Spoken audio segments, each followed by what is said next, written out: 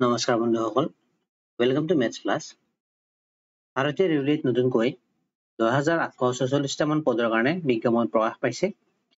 যিসমূহ পদ নেকি অতিকৈ ভাল পোষ্ট। তো কি পোষ্ট আছে ইয়াত গোটেইখিনি আমি ডিসকাস কৰিম। এই পোষ্টসমূহক একেলগে কোৱা হয় RRB NTPC। NTPC মানে হ'ল non technical popular category post. এইবিলাক এই পোষ্টসমূহত আপোনালোকে এপ্লাই কৰিবলৈ পদসমূহত এপ্লাই কৰিবলৈ আপোনালোকৰ বয়সৰ সীমা কিমান হ'ব লাগিব, ইয়াৰ সিলেবাস, আপোনালোকৰ যোগ্যতা অৰ্থাৎ কি কোৱালিফিকেশন থাকিব লাগিব আপোনালোকৰ, লগতে কম্পিউটাৰ সাৰ্টিফিকেট লাগিব নে নাই, তাৰ ওপৰত পৰীক্ষাৰ প্যাটাৰ্ন কেনেকুৱা হ'ব, সকলোসমূহ আমি ধুনীয়াকৈ ডিসকাস কৰিম। আৰু পদসমূহ মই ইতিমধ্যে ক'লো বহুত ভাল লেভেলৰ পোষ্ট হয়, ইণ্ডিয়ান ৰেলৱেৰ পোষ্ট, যিহেতু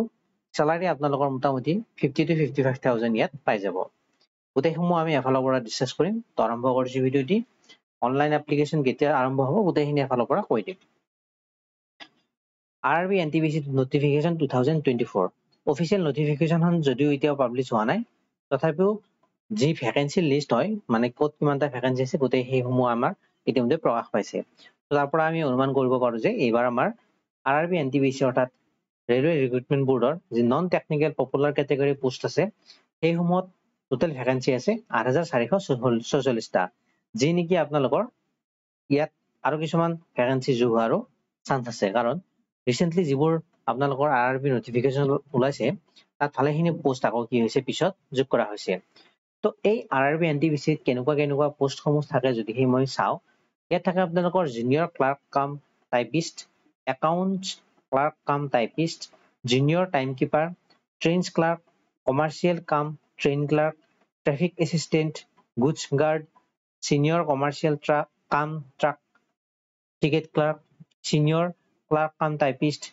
junior administrative assistant cum typist, senior timekeeper, commercial apprentice and station master.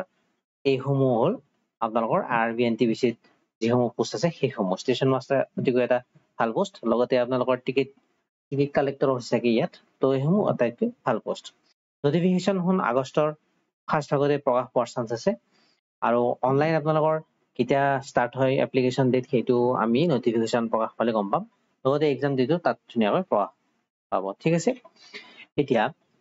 এক্সামত আপোনালোকৰ কেইটা ফেজ হ'ব বা কি ফেজত আপোনালোকৰ সিলেকশন হ'ব সেইটো যদি চাওঁ আমি, কি দিয়া আছে। ফাৰ্ষ্ট আপোনালোকৰ হ'ব ফাইনেল সিলেকশন পাবলৈ ফাৰ্ষ্ট আপোনালোকে এপিয়াৰ হ'ব লাগিব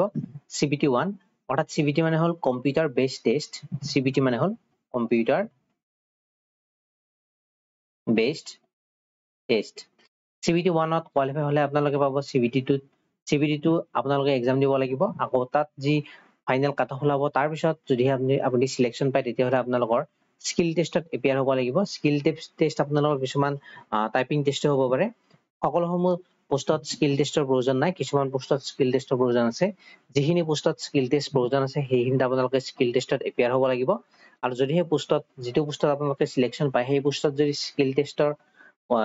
আৱশ্যক নাই, তেতিয়াহ'লে আপোনালোকে CBT 2ৰ পৰা ডাইৰেক্ট কি হ'ব ডকুমেণ্ট ভেৰিফিকেশ্যনলৈ আহিবলৈ পাৰিব। তাৰপিছত আপোনালোকৰ মেডিকেল টেষ্ট হ'ব, তাৰপিছত আকৌ আপোনালোকৰ ফাইনেল এপইণ্টমেণ্ট দিয়া হ'ব। এইটো হ'ল আপোনালোকৰ সিলেকশন প্ৰচিডিউৰ। এতিয়া আহিছো নেক্সট ভ্যাকেন্সি কথাসমূহলৈ। তো টোটেল আমাক যিখিনি ভ্যাকেন্সি দি আছে তাৰ কিছুমান কেটেগৰী ৱাইজ ভাগ কৰা আছে। তো সেইসমূহ আমি কি চাই লৈছো।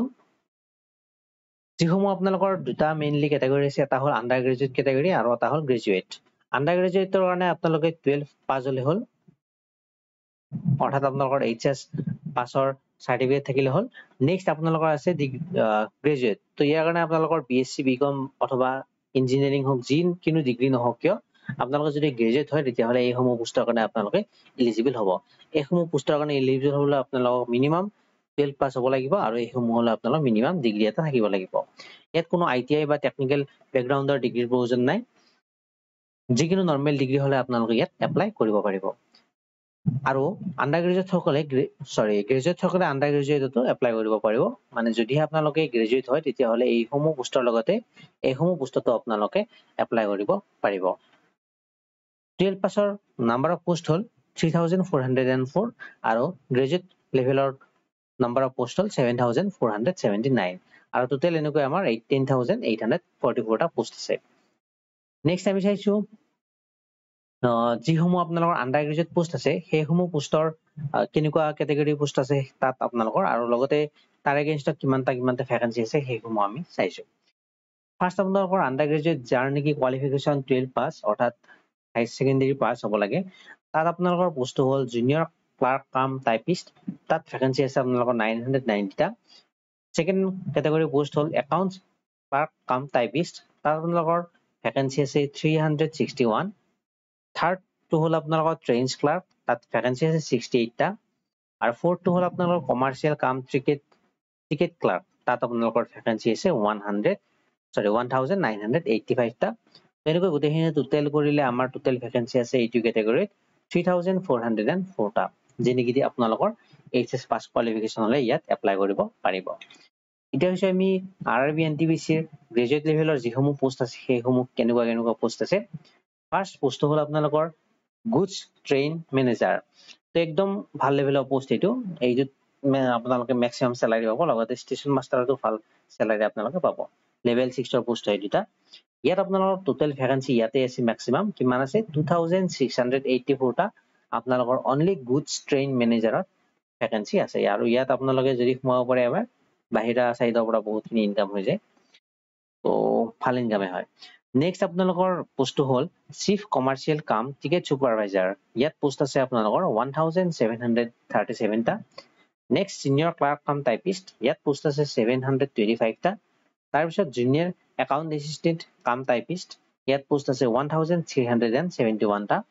ইয়াৰ পিছৰ ভাল বস্তু হ'ল আপোনালোকৰ ষ্টেচন মাষ্টাৰ একেবাৰে ভাল পোষ্ট এইটো ইয়াত পোষ্ট আছে আপোনালোকৰ 961 টা আৰু এনেকৈ টোটেল আপোনালোকৰ পোষ্ট আছে 7479 টা যত আপোনালোকৰ কোৱালিফিকেশ্যন হ'ল ডিগ্ৰী লাগিব আপোনালোক মিনিমাম কোৱালিফিকেশ্যন ঠিক আছে এতিয়া হৈছে আমি এডুকেশ্যন কোৱালিফিকেশ্যন মই ইতিমধ্যে কৈ দিলো তথাপিও এবাৰ মই বুজাই দিছো আপোনালোকে যদি হে জুনিয়ৰ ক্লাৰ্ক কাম টাইপিষ্ট এইসমূহ পোষ্টত এপ্লাই কৰিব লাগে তেতিয়াহলে আপোনালোকৰ মিনিমাম এডুকেশ্যনেল কোৱালিফিকেশ্যন হ'ব লাগিব 12 পাছ অৰ ইটস ইকুইভ্যালেন্ট নেক্সট আপোনালোকৰ এইখিনি পোষ্টত এপ্লাই কৰিবলৈ হলে আপোনালোকৰ মিনিমাম এডুকেশ্যনেল কোৱালিফিকেশ্যন হ'ব লাগিব গ্ৰেজুৱেট হ'ব লাগিব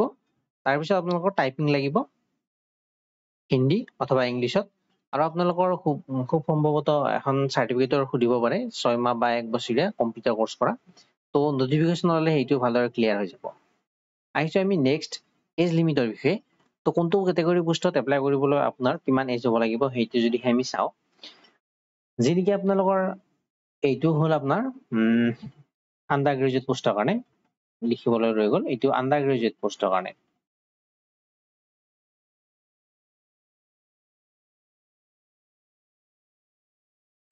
সৰি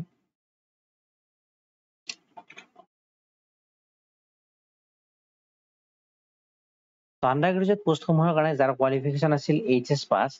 তাৰ কাৰণে আপোনালোকৰ এজ লিমিট আছে 18 to 30 ইয়াৰ্স এটো লাষ্ট ইয়াৰ এনেকৈ আছিল তো এই বছৰৰ সম্ভৱত এনেকৈ থাকিব কিন্তু যদিহে কোভিড-19 ৰ কাৰণে অলপ এজ ৰিলেক্সেশন দিয়ে তেতিয়াহলে 3 বছৰ এটা বৃদ্ধি কৰি দিব পাৰে তেতিয়াহলে আপোনালোকৰ এজ লিমিট হ'ব 18 to 33 ইয়াৰ্স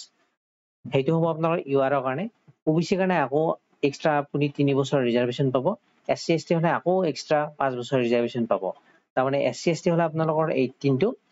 38 ইয়াৰ্স হলে আপোনালোকে ইয়াত এপ্লাই কৰিব পাৰিব এটা যদি আমি গ্ৰেজুৱেট লেভেলৰ পোষ্টসমূহৰ কথা কওঁ গ্ৰেজুৱেট লেভেলৰ পোষ্টসমূহৰ কাৰণে আপোনালোকৰ এজ লিমিট হ'ল 18 to 33 ইয়াৰ্স তো 18 বছৰৰ পৰা আপোনালোকৰ যদি 33 বছৰৰ ভিতৰত হয় তেতিয়াহলে এই পোষ্টসমূহত এপ্লাই কৰিব পাৰিব এগেইন যদিহে কোভিড-19 ৰ কাৰণে 3 বছৰ এজ ৰিলেক্সেশন এটা দিয়ে তেতিয়াহলে আপোনালোকৰ এজ লিমিট হ'ব 18 to 36 ইয়াৰ্স এসটি এসটি হলে আকৌ এগেইন 5 বছৰৰ এজ ৰিলেক্সেশন পাব ওবিসি নন ক্ৰিমিলেয়াৰ হলে আপোনালোকে আকৌ 3 বছৰৰ এজ ৰিলেক্সেশন পাব তাৰমানে আপোনালোকে এসসি এসটি হলে 18 পৰা 41 এজ হলে তেতিয়াহলে আপোনালোকে এপ্লাই কৰিব পাৰিব ঠিক আছে এটা চাইছো আমি এক্সাম প্যাটাৰ্ন মই অলৰেডি কি কলো ফাৰ্স্ট আপোনালোকৰ কি হ'ব CBT 1 হ'ব নেক্সট আপোনালোকৰ CBT 2 তাৰ পিছত আপোনালোকৰ যদি স্কিল টেষ্ট হয় পোষ্টসমূহৰ এগেইনষ্টত তো স্কিল টেষ্ট হ'ব CBT 1 ত আপোনালোকৰ কি টপিকৰ পৰা কিমান মাৰ্কস আছে বা আপোনালোকৰ যেটো সেকশনৰ কোনটো সেকশনৰ পৰা কিমান মাৰ্কস আহিব হেখিনি যদি আমি ডিসকাস কৰো তেতিয়াহলে ইয়াত মেইনলি তিনিটা সেকশন আছে আৰআৰবি এনটিপিসি 2024 ৰ CBT 1 ত আপোনালোকৰ তিনিটা ফেজ থাকিব বা তিনিটা সেকশন থাকিব এটো আপোনালোকৰ লাষ্ট ইয়াৰৰ যি RRB NTPC 2019 এক্সাম অনুষ্ঠিত হৈছিল তাৰ ওপৰত বেছ কৰি এইখিনি লোৱা হৈছে এইবাৰ অলপ চেঞ্জ হ'ব পাৰে এই বিষয়ে আমি নটিফিকেশন ওলালে গম পাম কিন্তু মোষ্ট প্ৰবাবলি চেঞ্জ নহয় এইখিনি থাকিব ইয়াত আপোনালোকৰ মেথমেটিক্সত থাকিব 30টা কুৱেশ্যন 30 মাৰ্কছৰ জেনাৰেল ইন্টেলিজেন্স এণ্ড ৰিজনিঙত থাকিব 30টা মাৰ্কছ 30 কুৱেশ্যনৰ আৰু জেনাৰেল এৱাৰনেছত থাকিব 40 মাৰ্কছ 40 কুৱেশ্যন তো ইয়াত আপোনালোকে কি দেখা পালে জেনাৰেল এৱাৰনেছ অৰ্থাৎ জিকেটো বহুতখিনি ভূমিকা প্ৰদান কৰে তো RRB NTPC যদিহে আপোনালোকে ক্লিয়াৰ কৰিব হলে তেতিয়াহলে আপোনালোকৰ জেনাৰেল এৱাৰনেছটো একদম ষ্ট্ৰং হ'ব লাগিব ঠিক আছে টোটাল 100 কুৱেশ্যন থাকিব আৰু সময় থাকিব 90 মিনিটছ যদি এইটো কোৱালিফাই কৰে আপোনালোকক কি কৰা হ'ব CBT লৈ ইনভাইট কৰা হ'ব তো CBT টোত আপোনালোকৰ আকৌ কম্পিউটাৰ বেছ টেষ্ট হ'ব কম্পিউটাৰতে হ'ব তাতো আপোনালোকৰ তিনিটা সেকশন থাকিব 1 2 3 সেকশনৰ থাকিব মেথমেটিক্স তাত কুৱেশ্যন হ'ব 35 আগতে 30টা আছিল CBT 1ত এবাৰ 35 হ'ল নেক্সট ৰিজনিঙতো 35 আগতে 30 আছিল CBT 1ত আকৌ জেনাৰেল এৱাৰনেছত আগতে 40 কুৱেশ্যন আছিল এবাৰ 50টা কুৱেশ্যন আপোনালোকে এপিয়াৰ হ'ব লাগিব টোটাল নাম্বাৰ অফ কুৱেশ্যন হ'ব 120 এণ্ড টাইম ডিউৰেশ্যন হ'ব 90 মিনিটছ আগত আমি 90 মিনিটছত 100 কুৱেশ্যন কৰিবলৈ সময় পাইছিলোঁ এইবাৰ আমাৰ কি হ'ব 90 মিনিটছত 120 কুৱেশ্যন কৰিব লাগিব ঠিক আছে এইটো হ'ল আমাৰ exam pattern RRB NTPC CBT 1 আৰু CBT 2 CBT 2 কোৱালিফাই কৰাৰ পিছত আপোনালোকৰ কিছুমান পোষ্টত ডাইৰেক্ট ডকুমেন্ট ভেৰিফিকেশ্যন হ'ব অথবা কিছুমান পোষ্টত আপোনালোকৰ স্কিল টেষ্ট বা অন্য কিবা পাতিলে সেইসমূহ অনুষ্ঠিত হ'ব ঠিক আছে তো এইখিনি আছিল আমাৰ RRB NTPC ৰ মেইন যিবিলাক ইম্পৰ্টেন্ট জানিবলগীয়া সেই আছিল এইসমূহে আছিল আপোনালোকৰ ইয়াৰ উপৰিও কিবা ডাউট ৰহিলে আপোনালোকে কমেন্ট বক্সত কমেন্ট কৰি জনাব বা আমাৰ টেলিগ্ৰাম চেনেলত সুধিব পাৰে লগতে RRB NTPC ৰ প্ৰিভিয়াছ ইয়াৰৰ কিছুমান পেপাৰ আছে সেইসমূহ মই সলভ কৰি দিবলৈ চেষ্টা কৰিম মেথছ ৰিজনিং কেনেকুৱা আহে ধুনীয়াকৈ মই বুজাই দিবলৈ চেষ্টা কৰিম তো আজিলৈ ইমানে ভিডিঅ'টো ভাল পালে লাইক কৰিব চেনেলটি সাবস্ক্ৰাইব কৰি থব থ্যাংক ইউ